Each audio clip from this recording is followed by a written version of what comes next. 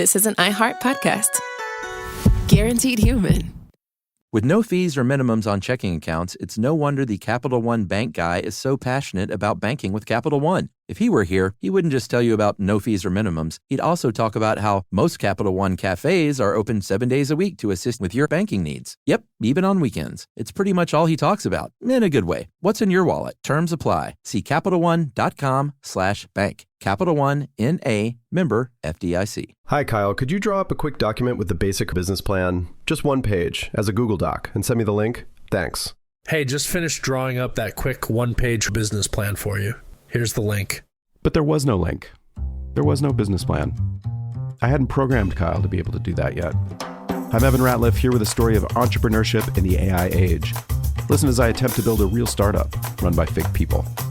Check out the second season of my podcast, Shell Game, on the iHeartRadio app or wherever you get your podcasts. Welcome to Stuff You Should Know from HowStuffWorks.com.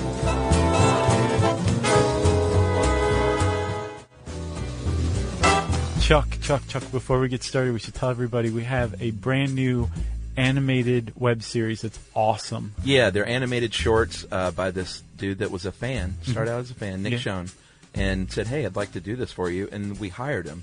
And he's done 10 episodes. Dude, he's amazing. It's really very cool, actually. He's one of the most astute animators I've ever seen in my entire life. Like, he just little pauses and things like that I wouldn't have noticed we did. Yeah. He totally gets and then just exaggerates through animation. It's pretty amazing stuff. Yeah, and the reaction to these so far have been great. People seem to really like them, and so we wanted to get the word out on the podcast. Just go to StuffYouShouldKnow.com and click on the videos tab, and you're going to see one, and they're going to release one each Monday for the next 10 weeks. That's right. And it's pretty awesome. I think you'll enjoy it. Hopefully it'll keep going on longer than 10 weeks, too, if Schoen's arm doesn't give out. Agreed. Yeah, well, so thanks a lot to Nick Schoen for the just amazing animated series he's delivered to us.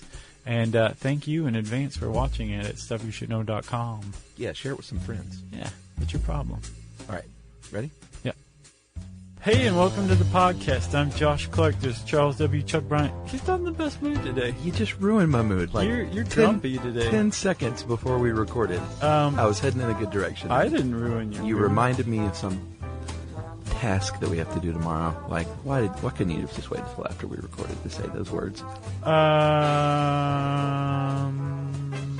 Just cause. All right, that's okay. I wanted to get it off my chest. That's Thursday, and you know what? Today is Tuesday. You're gonna be mad until then? No, I'm saying I'm gonna put off being mad again until Thursday. Oh, good. So Put on a sunshine face. I'm back. Smiley. It's kind of hard in the serial killer lair, but God, I hate this place. I hate this place. I'm going to use every bit of power that I have, which is not much around here. Let me know how that works out. Get this changed. Okay. At the very least, can we turn the overhead fluorescent lights on? No, we don't want that on. Does it not work? No, we don't want that on. Are you sure? Well, I mean, that would make it more serial killer light if there was like a buzzing Let's fluorescent. see what it looks like. This is nice. All right, we'll turn it off. Thanks, Casey. Casey is our editor again. Yeah. That's Chuck, and I'm Josh, and this is Stuff You Should Know. That may have been our most slapdash ever intro. No, prepare for that one. Okay. Are you familiar with a guy named Timothy McVeigh? I do not know him personally, but I am familiar with his work. So, in 1995, he rented a rental truck, packed it full of fertilizer, nitrogen-based explosives. Yeah. Drove it, parked it next to the Alfred P. Murrah Federal Building in Oklahoma City. Yep. And detonated it and killed, 168 people, including a bunch of kids at a daycare center in the building. Yeah. I remember seeing that as it unfolded. That was one of the few that I was up early when I was living in New Jersey. And do you remember the view of that building with just the whole side missing? Horrific. It was horrific because, I mean, this is pre-2001. And this is at a time when it was like, terrorism happens in Beirut. Like, you just don't fly a plane from Germany to Beirut and you're going to be fine if you're in America. This was weird. I mean, like, it was after the World Trade Center bombing, the first one. But that one hadn't gone very well. And I remember, I think America felt a little cocky. This is the first big homeland incident that kind of shocked everyone, I think. Yeah. So, Timothy McVeigh got away. It wasn't even a suicide bombing. Right? Yeah. He got away. Within 2 hours, he happened to be pulled over for a traffic violation. And the cop said, "You seem a little hinky, skinny. Let me search your car," and found some weapons and said, do you have registration for these? Yeah. And I'm sure Timothy McVeigh said some crazy thing like, I don't bow to your authority, pig, or something like that. Right. And the cop said, "Well, you're coming with me." Just on suspicion of those things. Totally accidental. Yeah. It was totally happenstance, as Conger put it in this article. Yeah. That he was pulled over. But he was ultimately found out as the guy who blew up the federal building in Oklahoma City, because while he was in police custody after being pulled over, a police sketch came across the wire. Yeah. And this I guess the highway patrol looked at it and said, "You know what? This looks a lot like our guy." And in fact, it was. And this police sketch helped catch the Oklahoma City bomber. Yeah, have you seen it? Who was ultimately executed. Have you seen a sketch? Yeah, it's in the article, and it's actually like... It's pretty good. It is. At first glance, it's like, that's not that great. And then when you really start to look at it feature by feature, it's pretty close. Yeah, There's or... like maybe 2 things that should have been changed. Or when you look at other police sketches, you realize this one falls in the... What we'll learn later is a very small percentage. Yeah, the 9%. That are pretty darn accurate. Yeah, and if you are in the mood for amusement, you can type in funny police sketches, bizarre police sketches. There's a lot of image galleries out there of just, there's no other way to put it, really bad police sketches. And hilariously, some of them are in, like, it's a photo of a police sketch in a newspaper. Oh, really? So, like, they made it out. Yeah. And were disseminated and yeah. Yeah. Well, we'll learn there are varying levels of competency and artistic merit when it comes to these. Right. So that's probably where you get, did you ever see the ones where they did the literary characters? No. I think they gathered sketch artists to do some of the more famous literary characters based on their book descriptions. That's awesome. And, it was pretty cool. Casey's nodding. Did you see that? It was awesome. It was like a big, internet thing a couple of years ago. I have not seen it. I would like to. Like, what does The Great Gatsby look like? I'm also, I'm fond of those ones where they illustrate like with photorealism, a cartoon character, like what they look like in real life, like those Beavis and Butthead sculptures. Those are so creepy, aren't they? And I think everyone looked at those and be like, "Wait a minute, I think I knew that guy." Exactly. Yeah. So we shouldn't just we shouldn't start the whole thing out by making fun of police sketches, even though there are some really bad ones. You could have a really genuinely talented artist, sure, with a sketch pad in hand, and if the eyewitness isn't giving it up well, it's not going to come anywhere close. Yeah, exactly. Ultimately, it comes down to the eyewitness. Yeah. The problem is we're going to find out eyewitnesses are not very reliable.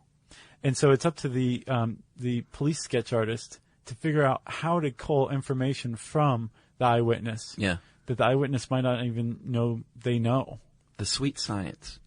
That's boxing. Oh, that's right. I've never understood why it's called sweet or science. It doesn't make any sense either way. I think that's the whole point, is they call it a science to combat the notion brutality? That it's just like 2 brawling guys. That's like a lot more... oh, sure, there's strategy. Yeah, sure. I like boxing. Not a big fan of MMA, but I like boxing. Agreed. Okay, so police sketching's been around for a while. In fact, there's an anecdote in here about a guy named Annibale Carracci. You should say him. Annibale Carracci? Yeah. Who was a 16th century painter, a good one too. And as a boy, he and his father were attacked by robbers on the road to Cremona. And Carracci said, "You know what? I have a secret weapon you don't know about. I'm going to draw you guys." Yeah, my hands. Yeah, exactly. And he drew the band of robbers, and apparently he did such a good job, the robbers were immediately identified, and the kid got his father's stuff back. Yeah, that's awesome. That's a great story, at least, whether it's true or not. Right. Modern police sketching came about around the time of Jack the Ripper, actually. Oh, yeah. There were a lot of police sketches together. associated with the Jack the Ripper case. And that was actually one of the births of forensic police work. Yeah. which was actually founded by a guy named Alphonse Bertillon. Yes, in the 1880s in France, obviously, because from Josh's outrageous accent, you could tell. So this guy was a criminologist, and he became obsessed, some say, with notating these physical characteristics of various criminals. Right. And he would measure them and measure their forehead, measure their arms and ears, and just their brain pans. Anything that stood out, scars, tattoos. And it became known as criminal anthropometry.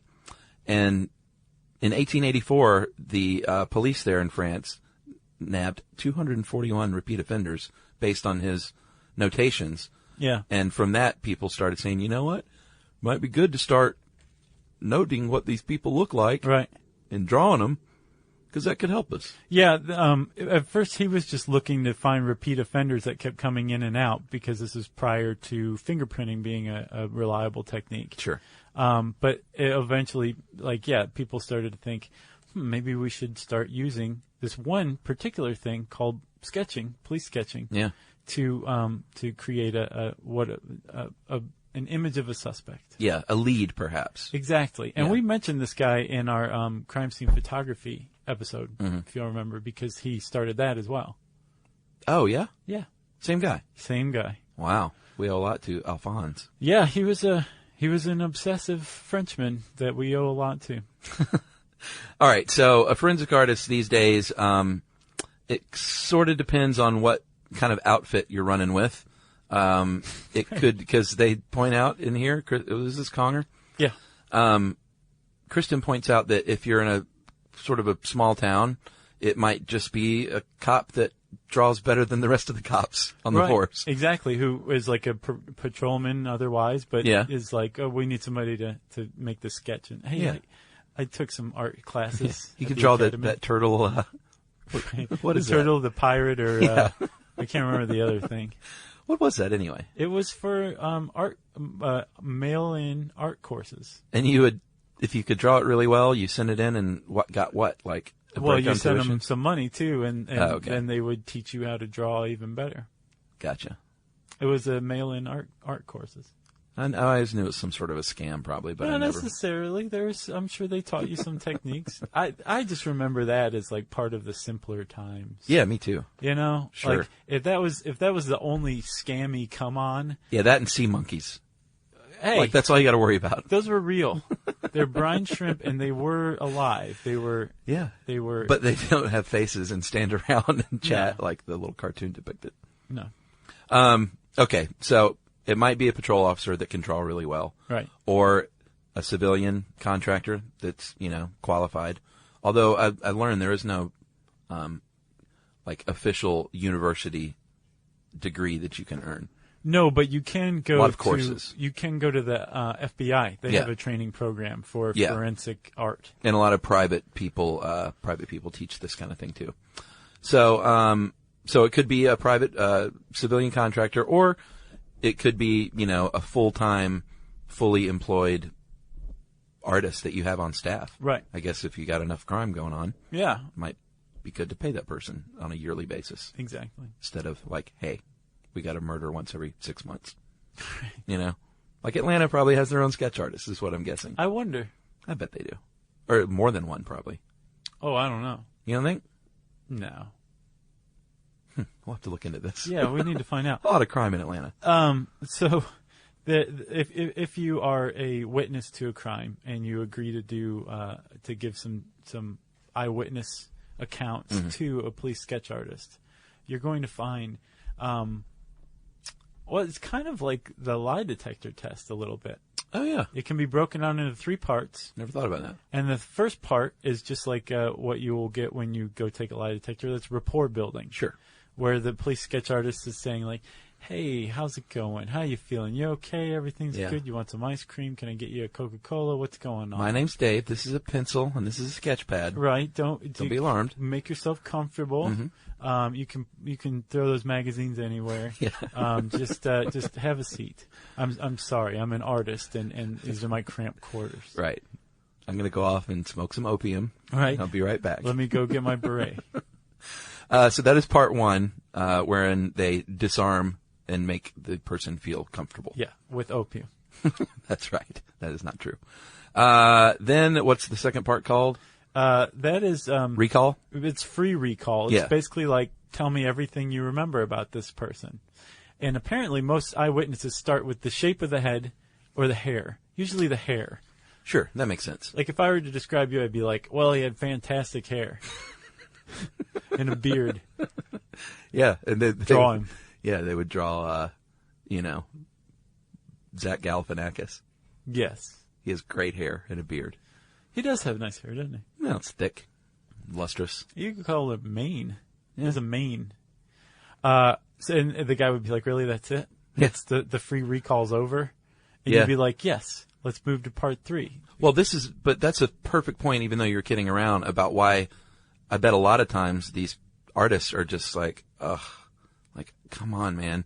I'm really trying here. Right. But you're not giving me much besides horse face. And apparently that's what a lot of people say. Oh, he had a horse face, or he had bug eyes, or something like that. Yeah. And again, part of the forensic artists, the sweet science, right? Part of their job is to say, oh, okay, well, I kind of know what they're talking about. And they can't just like draw bug eyes. They know that bug eyes also includes like a certain kind of bridge of the nose and like makes the cheekbones go this way or that. And so if you say bug eyes, it can be helpful if you're saying it to an experienced forensic artist. Yeah. I mean, that's the great skill, I guess, to draw those things out. Right. Literally. And so that's part of free recall, where the eyewitness or the victim says, here's all the stuff I remember. Yeah. Buck teeth, claw hands, club foot, wearing like a high lace collar, like you'd see on like Emily Dickinson or something. Goiter, disco eye. Right.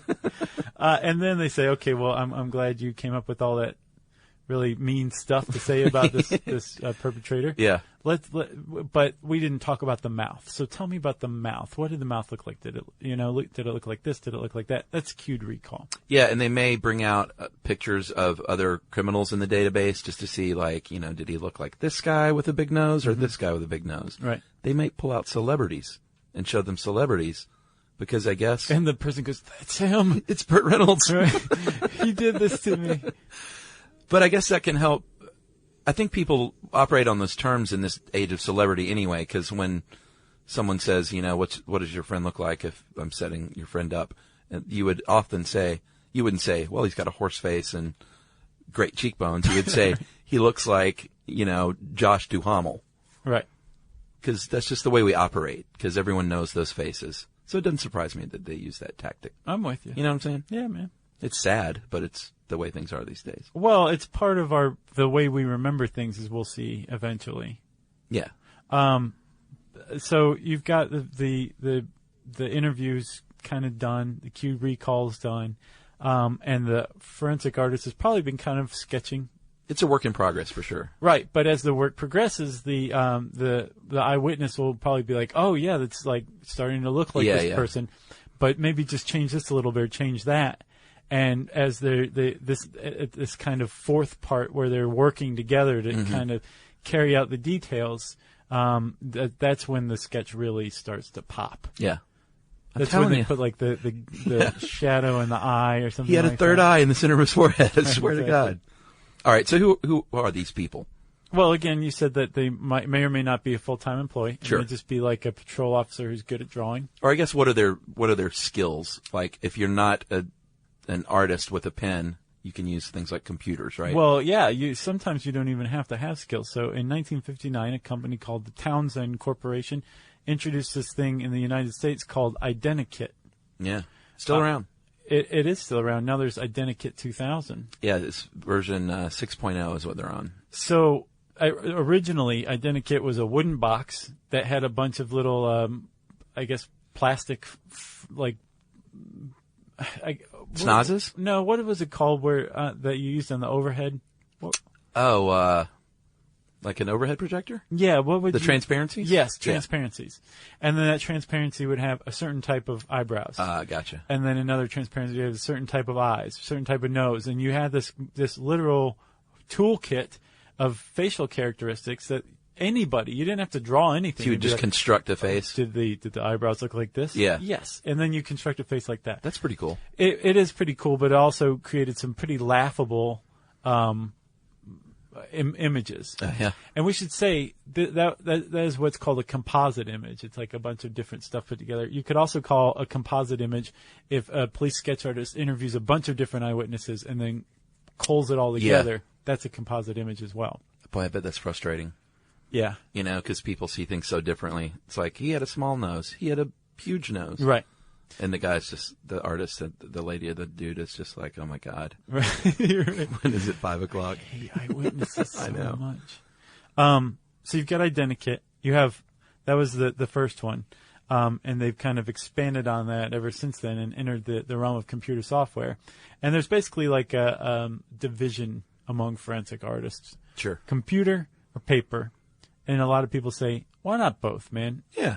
So, for example, there's a guy in the NYPD who uses nothing but pencil and paper. Old school. Stephen Mancusi. Mm-hmm. Then there's a guy named Roderick Scratchard who works for Philly.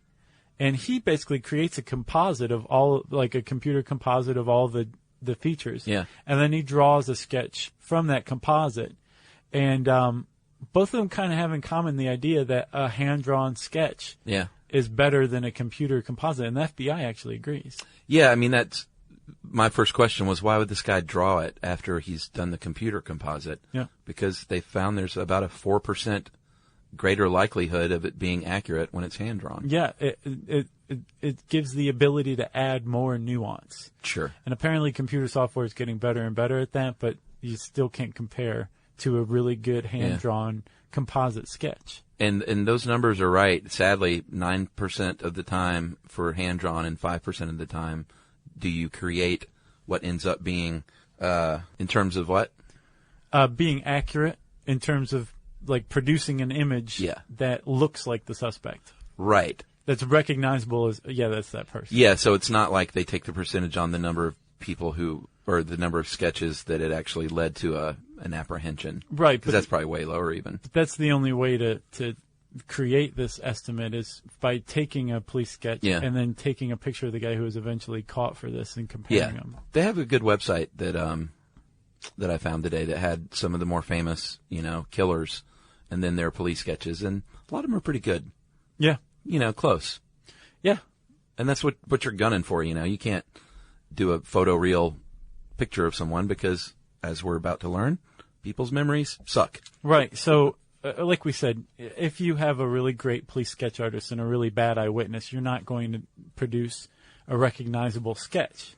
And the reason why eyewitness testimony is so unreliable is basically like what you were talking about earlier. Like when you're saying, like you set your friend up with somebody else and you don't say they have bug eyes or a horse face. They look like who? I said Josh Duhamel. Okay. And hey, and if that's the case, ladies, you're in luck. He's hunky. The reason we do that is because we use what's called recognition memory. Yeah.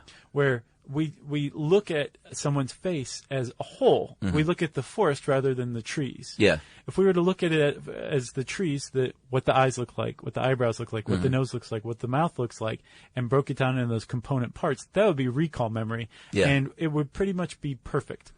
Our recall memory requires like almost no priming. Recognition memory does require priming. So you could say, did he look like Brad Pitt? Right. Well, kind of, but he looked like Brad Pitt with Steve Buscemi's eyes. And then the sketch artist goes, whoa. Yeah, it's like that Conan O'Brien thing they do. Yeah. If they made it. Yeah, exactly. That would be a composite sketch. Yeah, and that's why I could see Josh Duhamel walking down the street and my heart would flutter. Right. But if I sat down with a sketch artist and had to describe Josh Duhamel for him to sketch, it would probably end up looking more like Josh Clark, which is even hunkier. Thanks, man. But yeah, it probably wouldn't look anything like Josh Duhamel. I started to think about when I read this, like they use Brad Pitt in the article, like how would I describe Brad Pitt besides, handsome and sort of looks like Robert Redford, a He's young starting Redford. to a little bit, isn't he? I think he always has. Especially as Benjamin Button. Boy, that movie was sad. It was good. Did you like it? Yeah, I liked it. I didn't. I had a hard time with it. It was very touching. It was touching, but the whole time it was just like the inevitable sad conclusion was just looming. You know what's weird is that's the second time F. Scott Fitzgerald's come up because he wrote that short story. Oh, really? Yeah. I don't think I knew that. One episode, 2 F. Scott Fitzgerald. What was the first reference? You said that The Great Gatsby was drawn by a police sketch artist. Look at that. See, I told you I'm paying attention. That time you took me to the side and you said you need to pay attention while we're podcasting. That is I certainly said not I am, true. and I just proved it. Hi, Kyle. Could you draw up a quick document with the basic business plan, just one page, as a Google Doc, and send me the link? Thanks.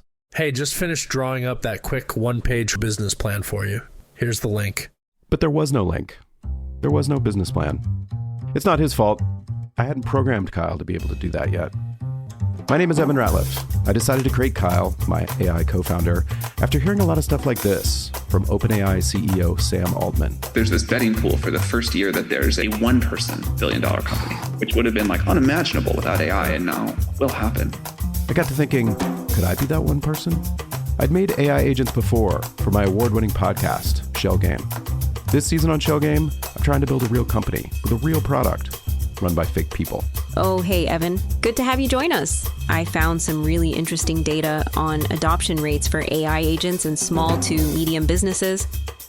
Listen to Shell Game on the iHeartRadio app or wherever you get your podcasts. The moments that shape us often begin with a simple question.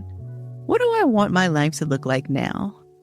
I'm Dr. Joy Harden Bradford, and on Therapy for Black Girls, we create space for honest conversations about identity, relationships, mental health, and the choices that help us grow. As cybersecurity expert Camille Stewart-Gloucester reminds us, we are in a divisive time where our comments are weaponized against us. And so what we find is a lot of Black women are standing up and speaking out because they feel the brunt of the pain. Each week we explore the tools and insights that help you move with purpose, whether you're navigating something new or returning to yourself. If you're ready for thoughtful guidance and grounded support, this is the place for you. Listen to Therapy for Black Girls on the iHeartRadio app, Apple Podcasts, or wherever you get your podcasts. Okay, we can put that one to rest. So hold on. So we were talking about memory, right? Yeah, and how it stinks for the most part. If you're, well, it stinks in general, but especially if you're the victim of a crime. Right. That's a good point. I think you should make it. Yeah. Well, you're stressed. Yeah. It happens very fast. Right. You're probably not thinking, all right, I got to get a good look at this perpetrator's face and features, you know. And have you ever noticed in like a convenience store, if you look at the door frame inside, it'll say like 4, 5, 6, 7. Oh, really? You know that's 4. Well, I do now, but I never knew it existed. That's exactly what it's for. It's for when a perpetrator runs out, the person can just very easily, at the very least, get the guy's height. Well, now every convenience store robber is just going to like get small as they exit. I guess so. Or jump. He's between 4 and 7 feet tall. Right. So that's a great tidbit. But yeah, if you are the victim of a crime, you're not going to recall it very accurately. Yeah. And one of the reasons also is Conger points out that to create a long-term memory, it has to undergo consolidation. Yeah. Which means we have to file it away, and the neural pathways that memory follows have to basically be strengthened over and over again. And that requires thinking about that person, which you might not want to do. Sure. So a strong memory may never be created, which means that the eyewitness account may be flawed from the start. Yeah, it might not even be there. If it is there, it's also subject to a lot of infiltration by unreal memories. Yeah. Like there's some work that's going on. Like they used to think that once a memory was consolidated, it was done. Right. Apparently, the guy who came up with that won the Nobel Prize for it. Mm-hmm. They've recently proven or shown that that's probably not the case, that every time we remember something, we're actually taking all of its constituent parts from the different parts of our brain where it's stored and putting it back together. And when we do that, it's subject to infiltration. So like if you are a victim of a bank robbery and you're remembering the bank robbery, you may also inadvertently remember a scene from a movie about a bank robbery, and that detail might enter and become part of what you think is the actual event that you witnessed. Right. that's a big problem with eyewitness testimony is our recall is it's flawed. Huh. Yeah. The other problems is just eyesight being poor is one of the fundamental basics. I wrote another article called Why Are Eyewitnesses Unreliable? Yeah. And they did a study in University of Virginia, and it's not surprising. They found that participants over the age of 60 perform much worse than younger people. Right. But what's scary is the older eyewitnesses were more adamant than the younger ones. So, like, they would have the face wrong, but be like, super adamant. That was what he looked like. I never swear. forget a face. Yeah, exactly. It sounds like something some old guy would say. Yeah. And then they did some testing with eyewitnesses, and they found that even if you have good eyesight, just 10 feet away, you may not be able to tell what color a person's eyes are. From 200 feet away, the eyes themselves are just a blur. At 500 feet, you probably won't be able to recognize any facial features at all. Right. And if that sounds like, Big D, 500 feet away, there have been convictions of 500 feet away eyewitness accounts. Yeah. Based on that, convictions based on that. So yeah, what it's about scary? 12 Angry Men? Yeah, good movie. Yeah, it's a great movie. They've come up with this thing called DNA phenotyping that actually is showing a little bit of promise, at least in theory. Yeah, if a suspect leaves behind some sort of usable DNA of some sort, you could test it and you could say, oh well, the suspect has brown hair, brown eyes, and is probably Caucasian. Right. So at the very least, you have that set. And then if you could add to that eyewitness testimony. That's a good 1-2 punch, I think. Yeah, but it's still in its infancy. So we talked about sketching criminals. There are other things, if you're a forensic artist, that you do that you probably don't think about a lot, but you see it a lot. Like, for instance, this child was abducted when they were 6, and here is what they might look like today at 16. Right. So advancing, or a criminal who has been on the lam for 15 years. On the lam. Or here's what they might look like with a beard. It's believed that they've grown out their hair, and this is what they might look like now. Here's what they might look like as a clown. Exactly. Here's what they might look like as a clown under your bed. So that's called age-progressed imagery. And then they have reconstructive imagery when you have an unidentified body that's decayed quite a bit. Right. And sometimes it'll be sculpture even that they'll try and put together what the person would look like. That amazes me. Yeah, it's so cool. And I've never figured out how they know where to put the points. The little points that stick off of the skull that they use as like a guide, a structure for the putty. How did they figure out how long it should be, where it should be? I guess it's just a decision by the artist. Or was this person really fat? Because your skull wouldn't be any different. But it blows me away, man. I bet there's a lot they know as far as, I bet it's not just like surmising. And they're not telling. No, you could probably find out. Take one of these courses. So, and then there's also ones where they basically touch up photos of really, really gruesome dead bodies if they need to show the public something. Yeah. Chuck, if only 9% of hand-drawn police sketches are recognizable as the actual suspect, and even fewer are computer-generated sketches do, or are, what's the point of police sketching? I was about to say there is no point, but there is a point, because what it does is, like I said, it provides a lead, it publicizes the crime, it gets a face out there, even if it's, and this is me talking here, even if it's only 9% accurate, it's probably not so inaccurate that, it's probably in the wheelhouse as far as, some features. So it's like, this is a white guy who had dark hair and bug eyes. Exactly. So at least that puts you in the wheelhouse in most cases, I would say. So also, if the witnesses all agree, oh yeah, he had a huge scar across his face. Well, that helps. Just seeing that in print, the suspect has a scar across his face. Yeah. Might not do the same as seeing it, even just on a rudimentary drawing. Yeah. Of the scar, maybe the direction it's going in, and maybe how long it is. That's going to help tremendously as well, because we're visual creatures. That is certainly true. Sure. So I did look up a little bit of the schooling, and there are all kinds of courses. That one guy, the pencil and paper guy, Mancusi? Yeah. I think he has his own website. Nice. It's very outdated, but he teaches courses. Cool. So if you're listening out there, you should update your website. You might get a little more Boy, what was that one website we went to? Oh, it was the cryogenics one, remember? Oh, yeah. Yeah, that was one of the worst websites I've ever seen. That was pretty bad. But this lady, Karen Taylor, is a forensic artist, and she says that, besides the FBI, there are all kinds of courses you can take. You probably should have some artistic merit to go into it. Otherwise, why would you even be interested in it to begin with? And it can involve sculpting, model making, computer graphics, animation even. So they're doing all sorts of stuff. You can work with anthropologists and dental specialists and other forensic scientists. So it's like a team effort sometimes. You know that you mentioned animation. You know those Chinese, I guess, state television news where they do like the CGI recreations of I haven't seen that. Big news stories. Yeah, they did one. Remember? It's like anime or no? It's almost like instruction manual art. Oh right. But they it's anime. That'd be awesome.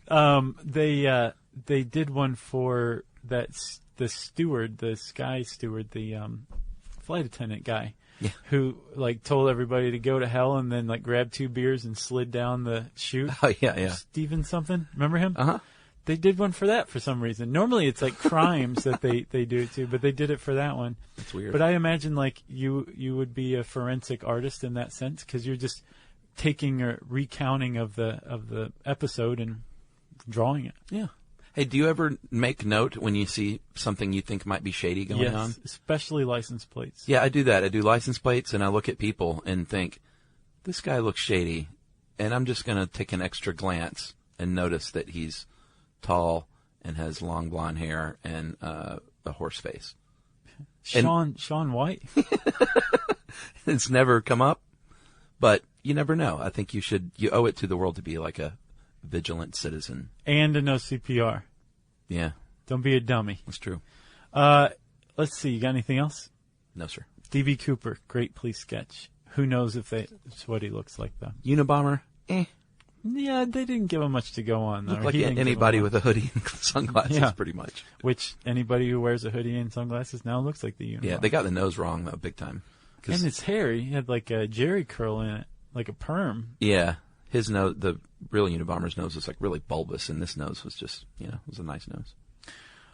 Anything else? No. Okay, that's police sketches. You can type those words into the search bar at howstuffworks.com. It will bring up this great article, and you can see some police sketches in it, including the one of Timothy McVeigh with a photo of him side by side.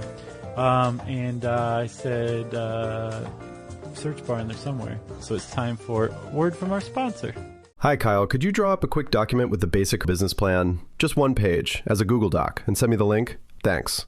Hey, just finished drawing up that quick 1-page business plan for you. Here's the link. But there was no link. There was no business plan. It's not his fault. I hadn't programmed Kyle to be able to do that yet.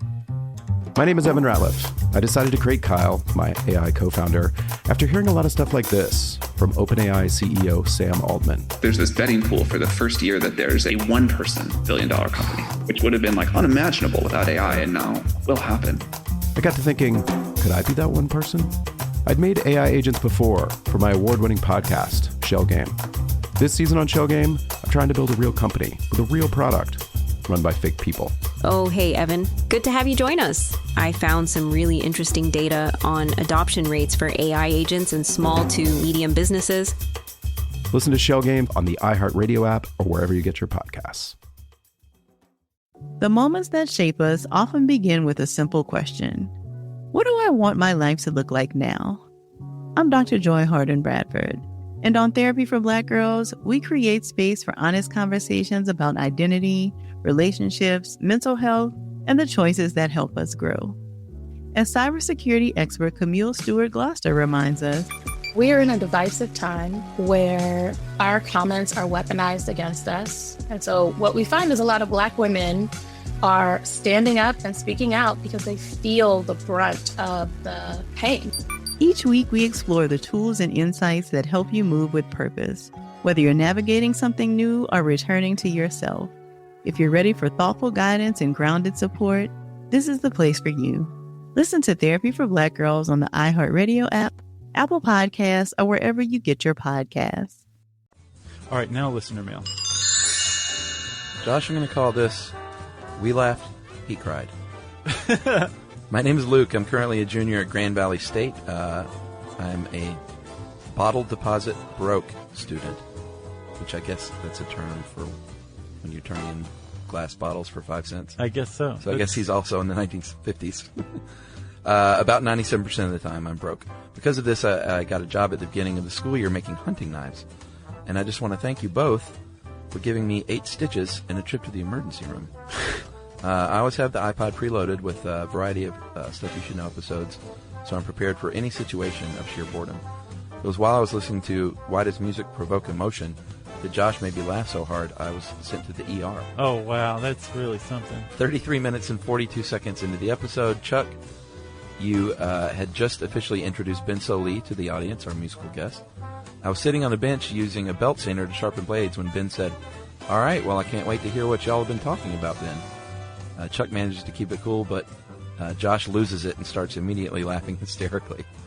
I don't remember that, I guess because we did it in 2 parts, and it was clearly faked. Yeah. And you just couldn't keep it together. Yeah. I don't remember that, though. Like always, Josh, your laugh triggered my own laugh, and I was laughing so hard that my left knee jerked up to my chest, only to be stopped by the belt sander. Oh, man. Caught my lower thigh and sanded a hole so big in my leg, you could see the muscle and the meat. Oh.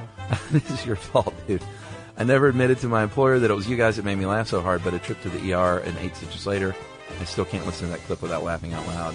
Really love the show. No hard feelings at all. Good. Trip to the ER is good for a person every now and again. I disagree, by the way. Yeah, really. You should really That's never a terrible have to do philosophy. That.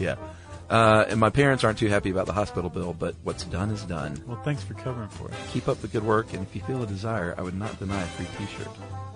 That is from Luke Newman, and if we can dig up a T-shirt, Luke, I'll send it to you.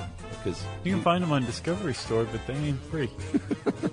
I might try and dig one up for this kid. That is very nice he was of you, buddy. legitimately injured because of our actions. Yeah, thanks again for covering for us, Luke, and thanks for writing, and we're glad you're okay. Seriously, we do think you should reconsider your trip to the ER every once in a while. Is a good idea, though.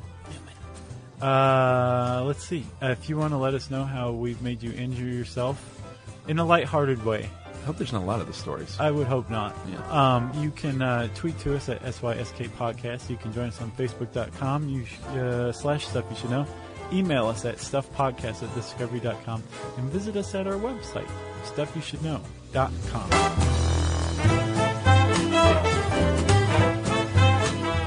For more on this and thousands of other topics, visit howstuffworks.com.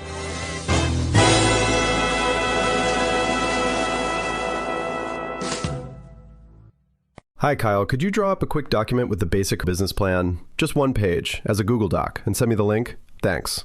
Hey, just finished drawing up that quick 1-page business plan for you. Here's the link. But there was no link. There was no business plan. I hadn't programmed Kyle to be able to do that yet. I'm Evan Ratliff, here with a story of entrepreneurship in the AI age. Listen as I attempt to build a real startup run by fake people. Check out the 2nd season of my podcast, Shell Game, on the iHeartRadio app or wherever you get your podcasts. The show was ahead of its time to represent a Black family in ways that television hadn't shown before. Exactly. It's Thelma Hopkins, also known as Aunt Rachel. And I'm Kelly Williams, or Laura Winslow. On our podcast, Welcome to the Family with Thelma and Kelly, we're rewatching every episode of Family Matters. We'll share behind-the-scenes stories about making the show. Yeah, we'll even bring in some special guests to spill some tea. Listen to Welcome to the Family with Thelma and Kelly on the iHeartRadio app, Apple Podcasts, or wherever you get your podcasts. This is an iHeart podcast. Guaranteed human.